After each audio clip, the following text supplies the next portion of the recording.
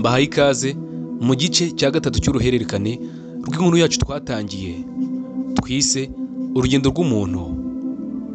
Mu gice cya mbere twabonye uko umuntu aboneka. Mu gice cya gatatu dusobanura uko akura ndetse n'uko ahinduka, haba mu mubiri ndetse no mu bitekerezo bye. Ubu rero tugiye kwinjira mu gice cya gatatu, ndetse akaba ari igice gikomeye cyane, aho tugiye kumenya uko umuntu atangira kwimenya cyangwa se igihe atangira kwimenyera, ndetse n'uko atangira guhitamo inzira ye. Uri kumwe na UNP Entertainment, njye mwumva kuri mikoro ni Pacifique nk'ibisanzwe. Kanda subscribe, ukore like, share na comment kugira ngo urugendo twatangiye tuzarurangize twarabanye 5/5. Mu by'ukuri kwimenya ndetse no guhitamo inzira, iyi ni imwe mu ntera umuntu ageramo akareba mu ndorerwamo ye akibaza ati ndi muntu ki, ndashaka kuba nde, ndetse nkeneye kunyura mu yihe nzira, iyi cyangwa iriya. Ugasanga nibaza umuntu arimo aribaza, ariko se kwimenya ni iki, cyangwa se mu by'ukuri kwimenya bivuze iki muri make?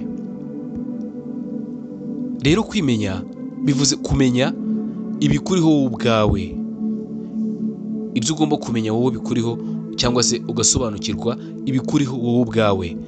Icya mbere, ibyo ukunda ndetse n'ibyo udakunda, ubumenyi bwawe, intege nke zawe ndetse n'imbaraga zawe. Icyo ni icya kabiri. Icya gatatu, uba ugomba kumenya icyo ushyira imbere mu buzima bwawe. Icya kabiri, ubumenyi bwawe, intege nke zawe ndetse n'imbaraga zawe. Icya gatatu, uba ugomba kumenya icyo ushyira imbere mu buzima bwawe. Mu by'ukuri umuntu utarimenya aba yifata nk'aho isi mureba cyangwa uko bamubwira, ugasanga niko yifata cyangwa se niko yitwara. Ariko iyo utangiye kwimenya ugatangira kubona neza uko wowe uri, dore ibintu ugomba kwitaho. Ugomba kumenya aho ushoboye. Iyo umaze kubona aho ushoboye, uba utangiye kwimenya mu by'ukuri. Ndetse iyo utangiye kumenya icyo ushakisha cyangwa se icyo ushishikajwe nacyo, icyo ni igihe nacyo kikubwira ko utangiye kwimenya wowe ubwawe. Ikindi kintu kizakwereka ko utangiye kwimenya cyangwa se watangiye kwisobanukirwa, ntago ushobora kujya aho utagomba kuba uri, cyangwa se ngo ukore icyo utagakwiye gukora, kubera ko ni wowe ubwawe wabyibujije, bitewe n'uko watangiye kwisobanukirwa cyangwa se watangiye kwimenya wowe ubwawe. Kwimenya ni nk'umucyo utuma tutagendera mu kizima cy'amakosa ukunze kurangwa ku buzima bw'abantu cyangwa se ku buzima bw'ikiremwamuntu.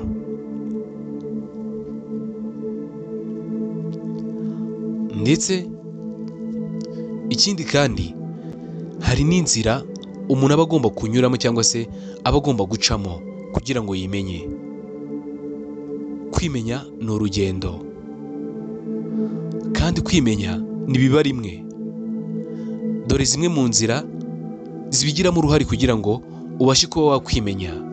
Inzira ya mbere ni ukwitekerezaho, wibaza ku buzima bwawe, ibyahise ndetse n'aho wifuza kugera. Iyo ni inzira ya mbere ishobora kugufasha kuba wakwimenya wowe ubwawe ndetse ukimenya neza.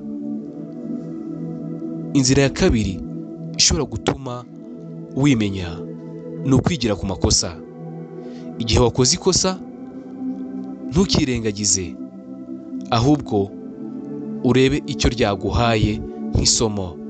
Nibyo bishobora kugufasha kugira ngo ubashe kumenya neza niba mu by'ukuri uri kwimenya wowe ubwawe. Inzira ya gatatu ishobora kukwereka ko watangiye kwimenya cyangwa se watangiye kwisobanukirwa, kwigira ku bandi. Iyi ni inzira ya gatatu, ni ukwigira ku bandi.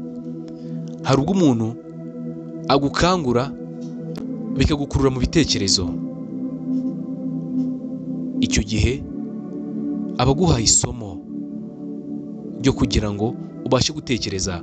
Iyo utekereje ugasanga hari impamvu yagukuruye cyangwa se hari impamvu yakwiyegereje, ushobora kumwigiraho ikintu gikomeye. Rero iyo utangiye kwiga aba ari inzira ishobora kukwereka ko watangiye kwisobanukirwa. Inzira ya kane ishobora kukwereka ko uri kwimenya neza cyangwa se utangiye kwisobanukirwa, kwiyemeza guhinduka. Iyo utangiye kwimenya utangira gukora ibikorwa byose bihuje nawe. Ntabwo ushobora gukora ibintu bidahuje nawe habe na gato. Iyo utangiye kwimenya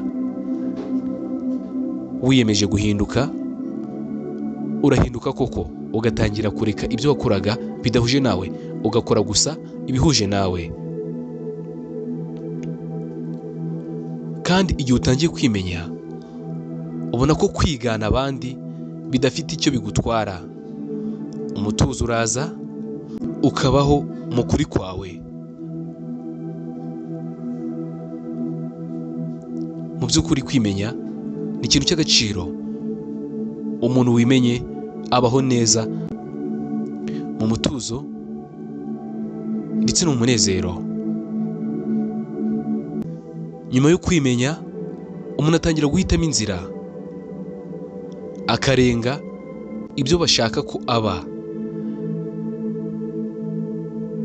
ndetse agahitamo uwo we yumva agomba kuba we, atarebye uwo abantu bashaka ko aba we, ahubwo we agahitamo uwo yumva yaba, kubera ko yatangiye kwimenya cyangwa se yatangiye kwisobanukirwa.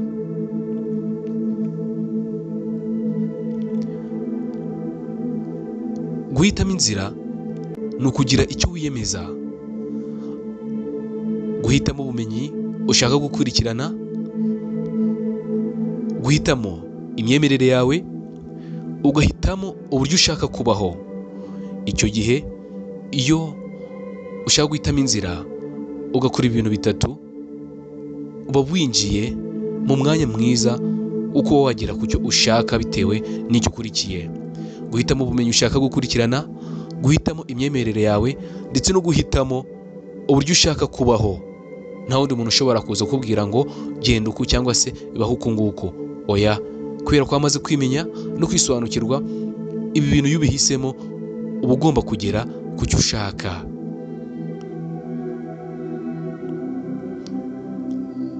Ugomba kumenya kandi ko inzira zose ari nziza kuri buri wese. Ibyo abantu bose bakora siko bigomba kubabera byiza, ariko nta muntu uhejwe kuba yaca mu nzira nziza. Buri wese aba agomba kunyura mu nzira nziza, ndetse nta n'umuntu uhejwe kuba yahura n'ibyago. Ibyago nawe byamugeraho, bitavuze ko niba uhisemo inzira cyangwa se iyo umaze kwisobanukirwa ugahitamo inzira ugomba kunyura, bitavuze ko utayihuriramo n'ikibazo cyangwa se n'imbogamizi. Oya, uwahisemo inzira ye aba afite icyerekezo, ndetse aba azi aho ava n'aho ajya.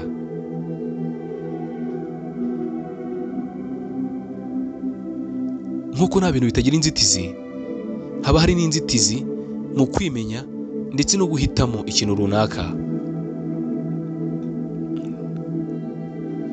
Kwimenya no guhitamo si ibintu byoroshye, kuko hari byinshi bikubuza kubigeraho. Icya mbere gishobora gutuma utagera ku ntego wihaye yo kwimenya cyangwa se no guhitamo, gutinya ko abantu bazakuvuga. Benshi bahitamo kubeshya ubuzima bwabo kuko batinya amagambo. Ugasanga umuntu ntashobora kukubwiza ukuri ku byerekeye ubuzima bwe kubera ko atinya amagambo runaka yamuvugwaho nyuma yo kuvuga ibimwerekeyeho. Imbogamizi ya kabiri ni uguhatirwa n'imiryango cyangwa se gushyirwaho igitutu n'imiryango, ugasanga barakubwira ngo kora ibi, wambara ibi, ugire gutya na gutya, ugasanga kwimenya no guhitamo byakubereye imbogamizi.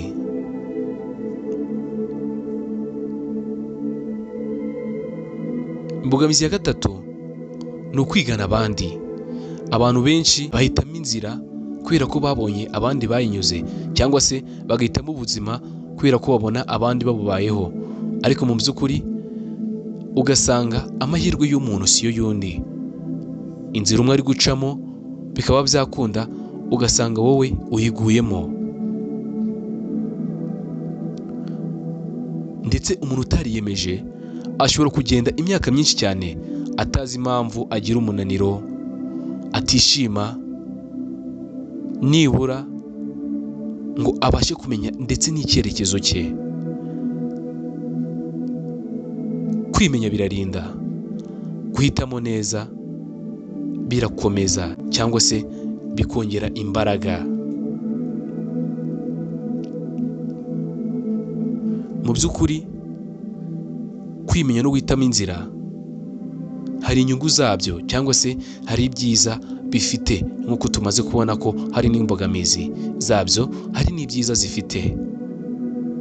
Iyo umuntu yiyizi aratekana muri we, agira intego zihamye, ndetse nta mpamvu yo kwigana abandi aba afite.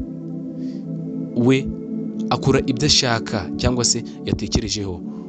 Ikindi, nta guhunga aba afite kuko aba azi aho ajya. Umunyeshuri wiyizi azi icyo agomba kwiga, umukobwa wiyizi uzi uwo agomba kwemera cyangwa se kwanga, umugabo wiyizi uzi icyo yubakira ku rugo rwe. Byanga byakunda abaho yishimye cyangwa se akabaho anezerewe. Icyo tugomba kumenya ni iki? Kwimenya ni isoko y'icyubahiro, kwimenya ni isoko y'icyizere, kwimenya ni isoko y'uburenganzira bwawe ndetse ku buzima bwawe.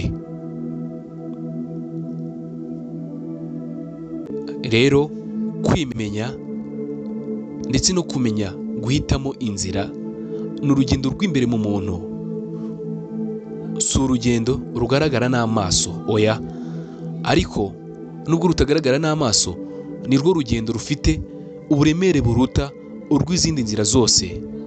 Iyo utangiye kwimenya uba utangiye kwibohora, ndetse iyo utangiye guhitamo inzira yawe uba utangiye kuba umuntu. Iki ni igice cya gatatu twari turi kurebera hamwe cyangwa se tumenya uburyo umuntu atangira kwimenya ndetse no guhitamo inzira, imbogamizi ndetse n'inyungu zabyo. Rukumwe na UNP Entertainment, kandi subscribe, ukanda like, share no comment kugira ngo tuzabane mu gice gikurikira iki ngiki, aho nabwo tuzinjira mu kindi gice cyerekana uko umuntu atangira kubaka icyerekezo cye, uburyo inzozi, intego n'ibyemezo byimbitse bishushanya ubuzima ashaka kugeraho. Njye mumva kuri microphone ni Pacifique nk'ibisanzwe. Ibiganiro nk'ibi nakagaruka. Ciao ciao, murakoze cyane.